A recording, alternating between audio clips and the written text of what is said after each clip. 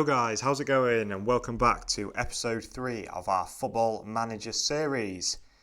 So in this video we are going to be continuing on with our pre-season campaign. So yeah, in the last video, if you would have seen it, obviously we had a couple of pre-season games against Reading and Leicester, which didn't go too well for us. So we're carrying on with our pre-season campaign and hopefully get kick-started on our Premier League season as well. And we kicked off today's save looking back at Valentine Carboni. So this youngster is somebody who we looked at in the last video. If you guys have seen that, you will know who Valentine Carboni is. If you haven't, go and check that video out, as he's somebody that we had a little look at in the last video with our scouts. And one thing that I pointed out, I think, in the last video was how impressive the stats were of this youngster. At 20 years old, you know, not with loads of games either. He's got really high finishing and dribbling, so that is somebody that we definitely wanted to have a quick look at. Now, they were demanding quite a high fee for him, you know, sort of up at the top of his range. So I started off by trying to bump that down a little bit to 13 million. So we had a little look if we could add a couple of extra little clauses and little bonuses onto his deal, which might entice him a little bit more to come to the club. So one thing that we decided to try and add on is 20 league goals to give him a £1 million bonus. Now, this isn't too bad for an attacking midfielder because obviously they're not as advanced as our forward players. So it might take him a little bit longer if we was to bring him in, for example, to get to this landmark. And we also tried to add in an extra bonus for so many league appearances as well. So that is what we went with for Carboni. We got a bit of negotiation back from the club. They wanted to change the clauses around a little bit. So they wanted a per league appearance fee as well. I wasn't too pleased with this being added on because that is going to be quite a hefty fee over time if we was to bring him in. So we tried to reduce that down a little bit and move some of his other clauses around to try and get a better deal on our side. One extra thing that the club also added on was a percentage profit for his next sale. So any of you avid Football Manager players out there will know what this is all about. But basically what it means is in future, if we was to develop him and sell him on, they would get so much profit from our deal. So we sent that off and they immediately came back with an acceptance of terms. However, one thing that basically unravelled this entire deal, which I didn't realise until last second, was Carboni was already out on a loan deal at Parma for the season. Now, I'm trying to bring players in for this season, for the then and now, because we are quite light on some areas for squad depth, especially in attacking midfield. So once I realised this is not something that we could go ahead with. As you can see, he would not join us until the next transfer window, which is in almost a year's time. So I was a bit disappointed to having to miss out on this deal, but I need to focus on players that are going to be at the club now for this season. So we had to walk away from that deal, unfortunately. However, we went back through and had a few looks at our options that our scouts have brought in the attacking midfield role. And one key player we had a quick look at was Lookman. Now, he's already Prem proven, he's got some good stats, so that is somebody that we'll definitely keep our eye on. He seems to be highly recommended by scouts as well, with a lot of positives to his character. And he's already at quite a good ability as well, so that's somebody we will 100% keep our eye on. Harrison Ashby also had a couple of offers come in for him as well. And then we had a quick staff meeting where we tried to bring in a few more better staff members, such as some more physios and scouts, to try and bolster the quality of our staff department at the club. So we gave them offers out. Hopefully those staff members will join us in the future. And one other player we had a quick look at and sent an inquiry off was Jacquet, who's a 20-year-old French youngster, so we'll keep an eye on him, alongside Tyrick George. Now this is somebody that, again, if you watched the last video, you would have seen we was quite interested in, from Chelsea, the 19-year-old. So we had a little look at his fee at about 23 million, which again was quite steep on the range. However, the scouts thought he was a quality player and could be in the future. So I was pretty interested on maybe getting him in if the price was right. However, we suggested, you know, a little bit of a lower deal to try and just get a little bit more value out of it. However, Chelsea just came in with a ridiculous offer, in my opinion, like 26 million plus some extra terms. So we had to walk away from that one. And Emil Kraft, another player that we was looking at in the last episode, we're trying to move him out permanently. However, clubs love to come in with loan deals for Emil Kraft. We also had a look at Will Asula as well. So Will is another player that I potentially want to move on in the future permanently. However, loan deals are not the best option, so we had to reject that one. And then we came back to Jacquet, who I was on about a moment ago.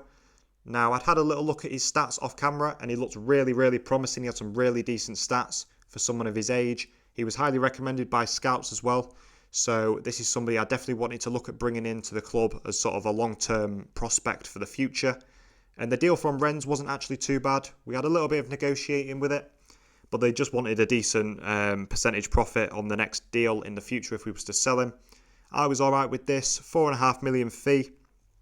So we sent that off to Rennes, and they immediately came back, accepted, with the player incredibly interested in negotiating.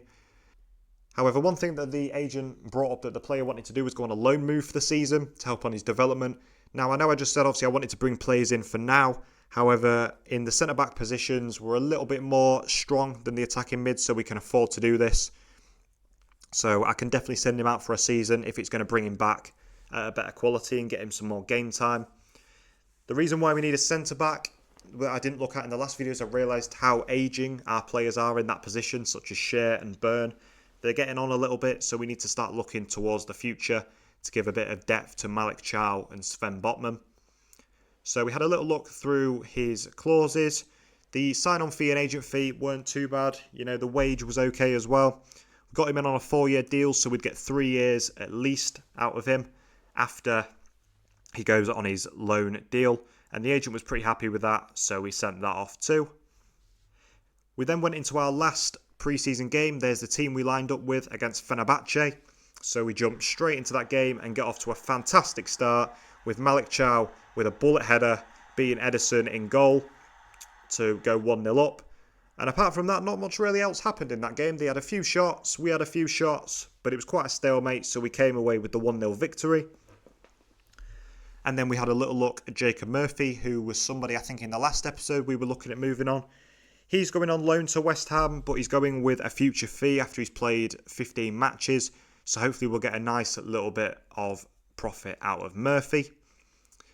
And we also confirmed our captaincy for the season with Lascelles staying in as captain and Trippier as vice-captain too. One player we was looking at earlier was Ademola Lookman. Now, I had a little look through some of his stats and he looked really promising, so we sent a deal off for him on loan with an option to buy. And then we completed the signing of Jeremy Jacquet. Everything was all okay with the contract clauses. The agent was all happy. He was happy. So we brought him into the club as well. However, Emil Kraft was causing more difficulties. All of a sudden, he just decided that he didn't want to move away from the club. But I definitely needed to try and get him moved on because he was on $55,000 a week until the next summer. And for a player that's not getting played very much, we definitely need to get him off the books. So I'm trying a few different options out to try and get him moved away. We had a word with his agent. We tried to hire an intermediary to get some more options in for him. So hopefully we'll get some results back on a more permanent basis. Unfortunately, Atalanta came back with a rejection for the Lookman deal, so we had to do a little bit of fiddling about with the clauses in his deal. Now, we kept the fee around 24-25 million. We just bumped up his playing wages. Hopefully, Atalanta will come back happy with that. We then had a couple more clubs come in for some more loan offers for Emil Kraft. I nearly actually accepted this because for some reason I thought they were transfer offers. So we had a quick look through them, and what I decided to do was try my luck with these clubs and see if they'd be willing to take Kraft on a permanent deal instead. Now, we only offered a couple of million to move Kraft on because at his age and his quality, he's not going to be much. So 2 million for West Brom, they were happy with that. And then we had a look sort of similar with Havre as well at 2 million as well, see if they would take it. Havre were also happy with 2 million as well, and we gave out an ultimatum to other clubs to match that. So hopefully we can get Kraft moved on. And Ashby confirmed his deal. This time, instead of going to St Mirren, he's off to Sheffield Wednesday, so hopefully that should help his development. But the good news stops there. Anthony Gordon, absolutely fantastic timing, picks up a fractured rib injury. He's going to be out for multiple weeks. So we had a few options where to send him for his treatment. However, I decided to pay a little bit extra to get him to a specialist to get hopefully a little bit better of an outcome on that one. And we had more loan deals coming for Asula. This was quite annoying because I'm trying to move him on permanently, if anything. So we're having to keep rejecting these loan offers. And another annoying thing that's happening is Atalanta keep rejecting our deals for Lookman. So we sent another one in there with some improved terms.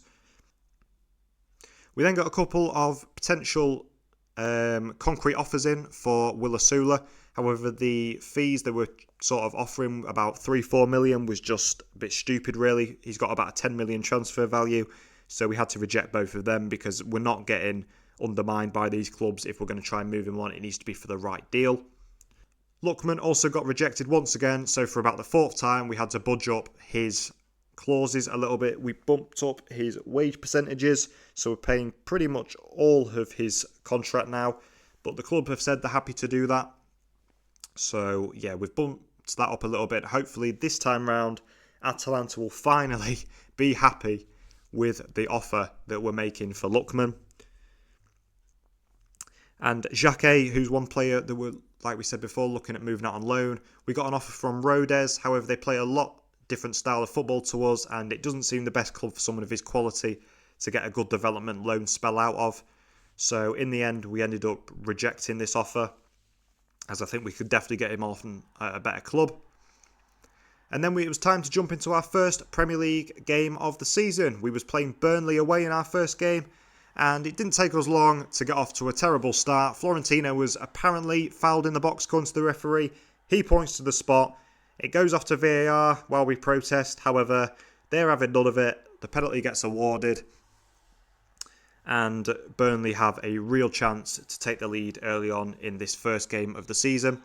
Marcus Edwards stepped up against Aaron Ramsdale, slotted it into the corner comfortably, and we were already on a nightmare start, 1-0 down to Burnley. However, second half, we started a little bit more brighter. Joe Linton plays it over to Tonali, who gets it to Elanga. Elanga has a nice run down the right-hand side. However, Hartman brings him down the box. The referee awards us a penalty this time, which once again went to VAR, but they had the same agreement as the referee. And Lewis Hall, as one of our best pen takers at the club, stepped up, but our luck was not getting any better. Martin Dubravka, against his former club, saves the penalty, so it remained at 1-0. And not much else happened in the game. It just wasn't going our way. Nick Voltemada had a couple of chances at the end. One of them set up here by Asula. However, it just would not go into the net. And unfortunately, we end up losing that first game against Burnley, which the fans were not pleased at whatsoever. And quite frankly, I don't blame them. You know, Burnley are one of the teams you'd fancy to go down. So it's not an ideal start to the season, dropping points straight off the bat to them. We then had to face a pretty cagey press conference as well, trying to explain how the hell we even lost to Burnley. And yeah, it's not the best start to the season. But that is where I'm going to wrap up this episode 3 of Football Manager. I hope you've all enjoyed. If you have, if you could drop a like and a subscribe on this video, that would be absolutely awesome. And I will hopefully see you all in the next video.